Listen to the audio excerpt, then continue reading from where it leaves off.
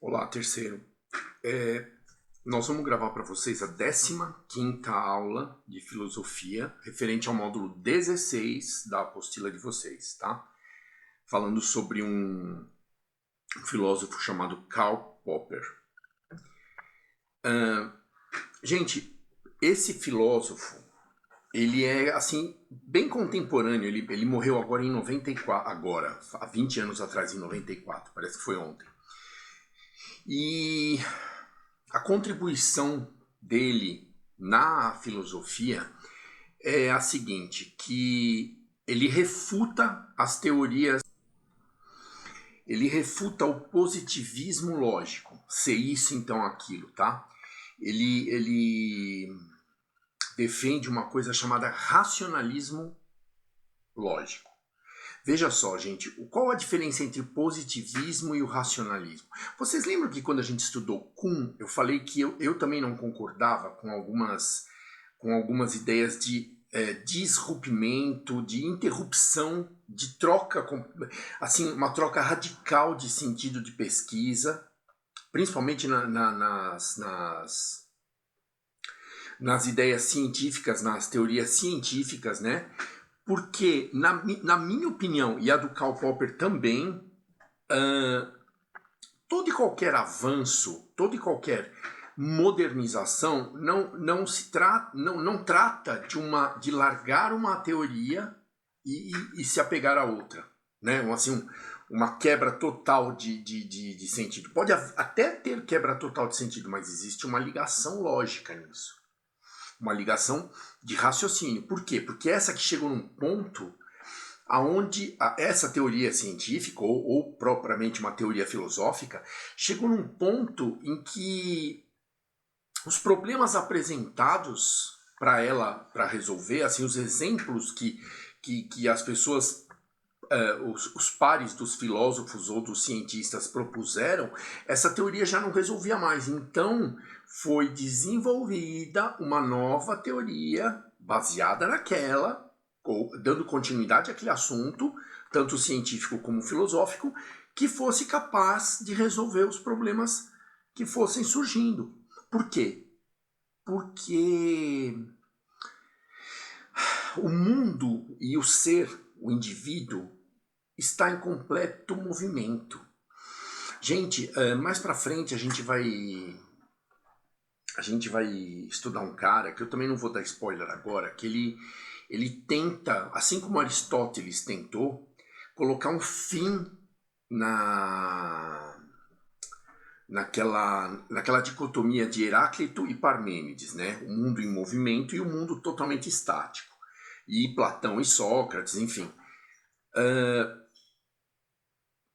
Essas dicotomias, na verdade, elas têm que existir para que se produza conhecimento. Essas diferenças radicais de pensamento têm que existir para que se produza conhecimento através da evolução, através do racionalismo lógico, ok? Então, gente, sempre associem Karl Popper ao racionalismo lógico.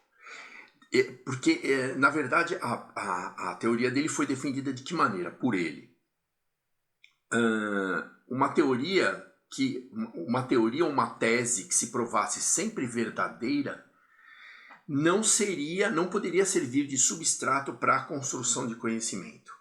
Ou seja, só uma teoria ou uma tese que pudesse ser contestada, que pudesse ser declarada falsa, é que serviria de construção, serviria de substrato, serviria de estrutura para a construção do conhecimento.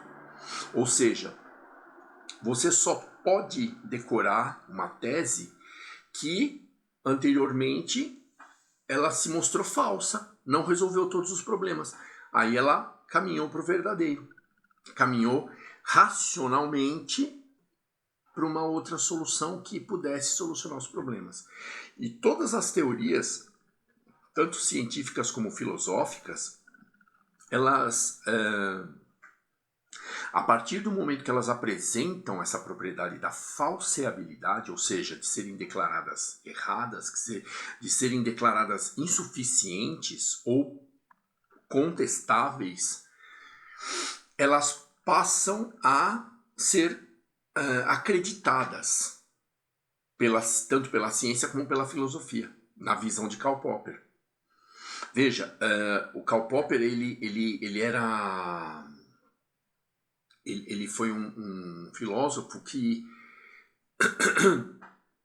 se associou a outros dois, um chamado Hayek, né? Friedrich Hayek, e o outro von Mises. Como é que é o primeiro nome do von Mises? Ludwig, lógico, né? Tudo alemão. Gente, e esses caras, eles combateram ideologicamente e economicamente qualquer intervenção estatal na produção e na economia, assim como Adam Smith. Só que elaboradamente. Adam Smith foi muito, como é que se diz, muito tosco, né? Assim, moderno para a época dele, mas hoje em dia Adam Smith é tosco, porque nós vamos, se alguém aqui for fazer economia e começar a estudar Adam Smith, uma hora vai chegar para o professor de economia de onde vocês estiverem estudando, tal, ou mesmo vão conversar entre vocês, pô, aquela teoria do Adam Smith quebra aqui, quebra ali não tem fundamento, tá vendo? O que eu falei a respeito de racionalismo lógico, através da lógica, mas da lógica raciocinada, com influência da metafísica, com a intuição, você pode desenvolver suas teorias.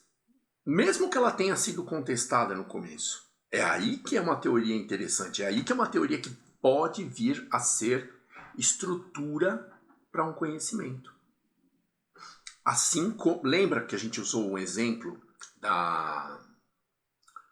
do modelo geocêntrico e do modelo heliocêntrico, né? A Terra sendo o centro do universo e depois o Sol sendo o centro do universo na Idade Média. É isso. Não significa que, na minha humilde opinião, e na de Karl Popper também, e da maioria dos filósofos contemporâneos, que aquela teoria tenha sido abandonada. Não, ela foi, como é que se diz? Foi a provocação, foi a faísca para que se chegasse no modelo heliocêntrico. Porque se nunca tivesse afirmado nada sobre o universo e o centro da elipse, nunca se teria chegado ao Sol como centro das órbitas planetárias, né? Quando eu falo elipse, são as órbitas planetárias. Alguém chutou Terra e alguém coçou o cavanhaque, que eu não tenho, e falou, peraí, acho que dá para melhorar um pouquinho isso aí. Então, esse negócio não está colando totalmente. Eu vou pesquisar mais, vou olhar mais no telescópio, coisa e tal, e assim foi. Gente, evolução científica e evolução filosófica, na minha opinião, e na opinião da maioria dos filósofos contemporâneos, é isso.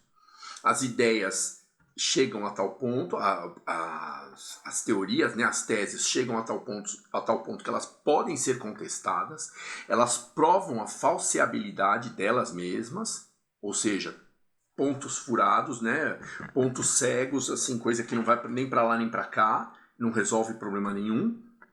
Mas surgiu esse tipo de problema, e agora? Né? Que é o caso da teoria do Adam Smith na economia.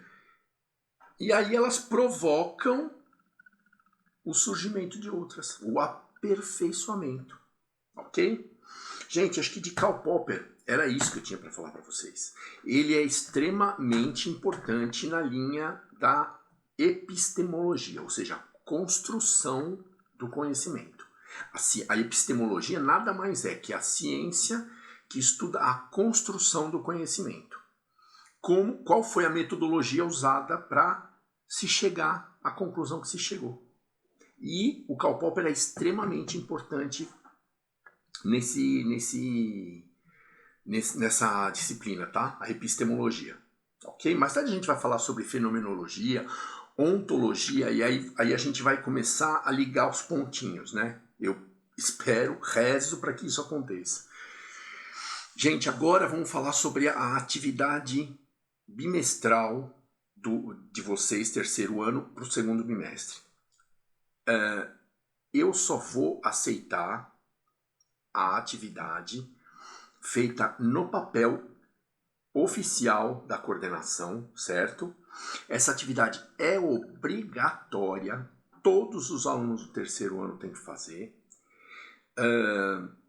Quem não fizer, a nota vai ser de acordo com a entrega ou não. Se não entregar, se não der satisfação nenhuma, é zero, tá? Eu quero deixar isso bem claro para vocês. E isso pode pesar na hora de um conselho de classe. Certo? Isso aí já foi acordado entre mim e a coordenação, entre o Rodrigo Suzuki e a Pri. Então, assim, a gente agora está num ritmo um pouquinho mais coordenado a respeito de filosofia e sociologia. Eu vou anexar o PDF nesta tarefa, onde vai estar o link dessa aula que eu estou dando para vocês. Porém, quem não tiver condição de imprimir a folha, tá? Porque a resolução é manuscrita, lá tá, nas instruções de exercício tá lá, manuscrito. Pode pegar essa folha impressa lá com a Pri, ou com o Suzuki, ou com a Cláudia, ou com a Ju, e resolver e entregar. Com nominho, classe, direitinho, porque isso vai isso vai formar a média de vocês de segundo bimestre de filosofia. A de sociologia é a mesma coisa. Eu vou confeccionar e vou mandar para vocês o PDF anexo à tarefa, onde vai estar a videoaula, tá ok? Gente, muito obrigado pela atenção de vocês. Qualquer dúvida, segunda à tarde, eu tô lá na sala 28. Se eu não estiver na sala 28, eu tô na coordenação, enfim, em alguma sala vazia para o plantão de filosofia e sociologia. E se alguém quiser mandar uma mensagem individual, como alguns alunos têm feito, pelo Acadesc, ali pela comunicação com o professor, pode mandar tranquilo, pode colocar alguma dúvida que a gente tenta sanar pelo aplicativo do Objetivo, tá ok?